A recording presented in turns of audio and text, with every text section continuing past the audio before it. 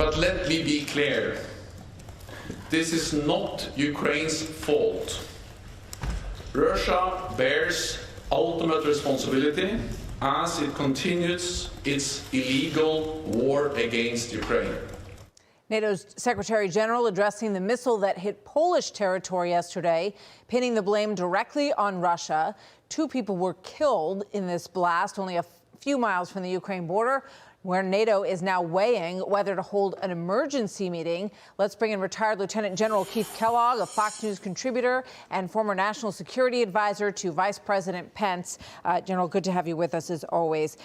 What's your take on all of this morning? Yeah, Martha, thanks for having me. Thanks to you and Bill. Look, whatever happens or whatever they're talking about, it's a direct result of egregious Russian behavior where they fired almost 100 missiles into Ukraine against civilian infrastructure. It's all on them.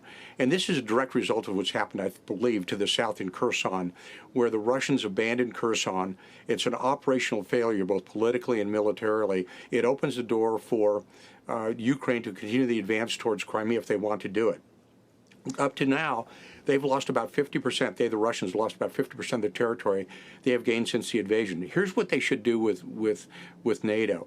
And I believe that Biden should pick up the phone and call Stoltenberg, the Secretary General, or Juliana Smith, the permanent representative of the United States to NATO, and say, look, under Article 4 of the NATO treaty, you ought to call together the North Atlantic Council meeting, bring them all together, and talk about potential reaction to what the Russians have done. The Russian military is shattered right now. They are not a threat to NATO. But you need to put pressure on Putin. And this is how you put pressure on him, by raising the political stakes on him. And his generals are going to see this. Gerasimov, his senior military guy, he's not foolish. He knows that his military is failing badly. They know that they're having real problems going back on the offensive. So put the political pressure on Putin. If they don't keep the pressure up, I think it's a huge mistake because it allows Putin to recover, to reconstitute his forces, to bring in the reserves he's working to use winter to his advantage. So they should use their advantage they've got, bringing everybody together and say, enough of this, put the pressure back on Russia. So you're saying that they should use this as an opportunity to bring everyone together, to put pressure on Putin. Would you put more sanctions in? Would you go after the SWIFT banking rules? Would you put pressure on the European allies to do more? What would you use this as an opportunity to do, General? Yeah, Martha, great. That's a great comment that you just made. I would say bring everybody together and say, look, this is not the time to let up.